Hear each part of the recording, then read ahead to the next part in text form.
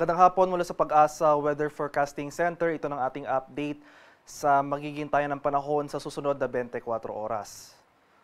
Makikita natin dito sa ating latest satellite images itong mga makakapal na kaulapan na umiiral sa central section ng ating bansa. More in particular, itong Southern Luzon, Visayas area ay ang patuloy na epekto nitong shear line o yung salubungan ng mainit at malamig na hangin.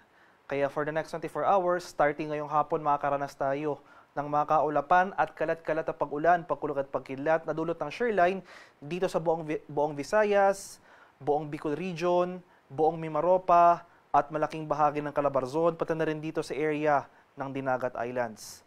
Dahil naman sa northeast monsoon o yung malamig na hanging amihan, makakaranas rin tayo ng mga kaulapan at pag-ulan sa ilang bahagi ng Hilagang Luzon, partikular na sa bahagi ng Cordillera, Cagayan Valley, sa lalawigan ng Aurora at Ilocos Norte.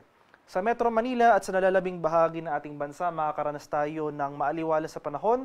May tsansa pa rin tayo ng light rains o pag-ambon na dala ng amihan sa Metro Manila and the rest of Luzon at tsansa naman ng thunderstorms sa nalalabing bahagi ng Mindanao. At sa kasalukuyan, wala pa naman tayong binabantayang low pressure area o namang sama ng panahon sa loob at labas ng ating Philippine Area of Responsibility na maaring maging bagyo sa mga susunod na araw. Gayunpaman, patuloy nating minomonitor itong mga cloud clusters sa labas ng ating PAR at ito yung posibleng mamuong low pressure area sa mga susunod na araw. At inaasahan natin na itong epekto ng shear line patuloy na magdudulot ng mga pag-ulan sa malaking bahagi ng Southern Luzon at Visayas in the coming days. At ito naman yung ating latest weather advisory issued as of 5 p.m. today. So starting today, ngayong hapon, hanggang bukas ng hapon, ito pong mga areas shaded by orange sa mga lalawigan ng Albay, Sorsogon, Masbate, Northern Samar, Samar at Eastern Samar, makakaranas ng heavy to intense rains. Moderate to heavy rains naman ang posible nating maranasan dito sa mga lugar shaded by yellow, sa mga areas ng Oriental Mindoro, Romblon, Marinduque, sa Camarines Provinces, Catanduanes, Biliran, Leyte, Southern Leyte at Dinagat Islands. Kaya sa mga nabanggit na lugar, especially itong mga lugar na nakulayan ng orange, maganda pa tayo sa mga banta ng pagbaha at pagguho ng lupa dahil inaasahan natin na significant yung mga pag-ulan na ating posibleng maranasan for the next 24 hours. Starting tomorrow afternoon to Saturday afternoon, aakyat yung axis ng ating shear line o yung salubungan ng ating mainit at malamig na hangin. Posible pa rin yung heavy to intense rain sa areas ng Northern Samar, Sorsogon, Albay at Catanduanes. Samantala, moderate to heavy rains ang posibleng maranasan sa Oriental Mindoro, Marinduque, Romblon, Quezon, Camarines Provinces, Masbate, Biliran, Leyte at Southern Leyte. And pagsapit ng Saturday afternoon to Sunday afternoon, at patuloy yung pag-akyat ng axis ng ating shear line. So, mababawasan yung mga pag-ulan sa ilang bahagi ng Visayas, magpapatuloy pa rin yung mga pag-ulan sa malaking bahagi ng Southern Luzon. So, posible pa rin yung heavy to intense rains. Muli, ito pa yung mga areas shaded by orange sa bahagi ng Quezon, moderate to heavy rains naman sa Camarines Norte, Camarines Sur, pati na rin dito sa lalawigan ng Bulacan. Kaya patuloy tayong umantabay sa mga updates na ini-issue ng Pag-asa ukol sa shear line tulad ng mga ating localized warnings, ating mga heavy rainfall warnings o rainfall advisories na ini-issue ng ating mga kasamahan sa Pag-asa Regional Centers sa ating mga lokalidad. At para naman sa magiging lagay ng ating panahon bukas, for the next 24 hours, makapapatuloy itong mga kaulapan na dulot ng shear line as well as yung mga pag-ulan sa malaking bahagi ng Mimaropa at Bicol Region. Dahil naman sa northeast monsoon yung malamig na hanging amihan, dito na sa area ng Metro Manila, makakaranas tayo ng mga kaulapan at pag-ulan. Magpapatuloy rin yung mga pag-ulan dito sa Cordillera, Cagayan Valley at sa lalawigan ng Aurora. For the rest of Luzon, generally fair weather ang inaasahan bukas sa most of Ilocos Region as well as the rest of Central Luzon. Sasamahan lamang yan ng mga light rains o yung mga mahihinang pag-ulan na dulot ng amihan.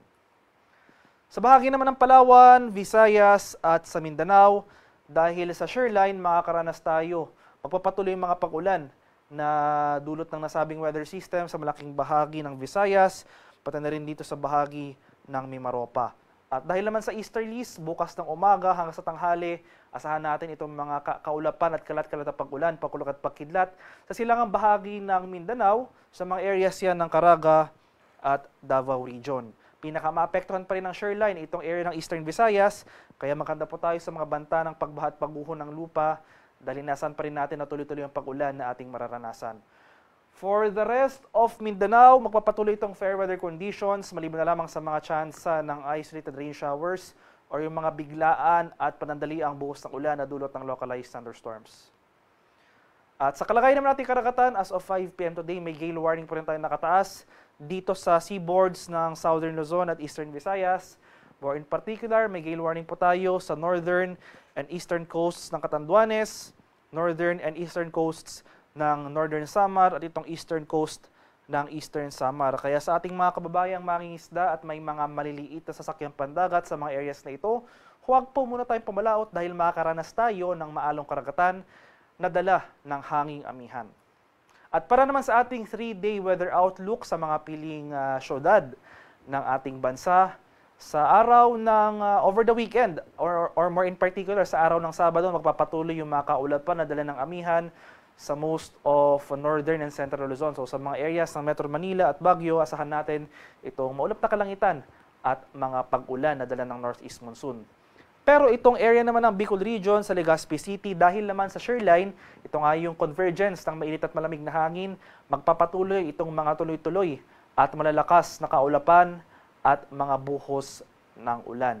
Improving weather conditions sa ating inaasahan sa most of northern and central Luzon starting Sunday and Monday. So fair weather conditions sa ating inaasahan, kung may mga pag-ulan man tayong mararanasan, ito yung mga light rains o pag-ambon lamang. Sa bahagi naman ng Visayas, improving weather conditions ng ating inaasahan over the weekend sa mga syudad ng Metro Cebu, Iloilo City at Tacloban City. Magpapatuloy itong bahagyang maulap hanggang sa maulap na papawirin. Sasamahan lamang yan ng mga biglaan at panandaliang pag-ulan na dulot ng thunderstorms. At pagsapit naman ng Monday next week, dahil sa posible epekto nitong Intertropical Convergence Zone o ITCZ, inasahan natin na posible tayong makaranas ng mataas na tsansa ng kaulapan at kalat-kalat ng mga pag-ulan, pagkulog at pagkilat sa malaking bahagi ng Visayas.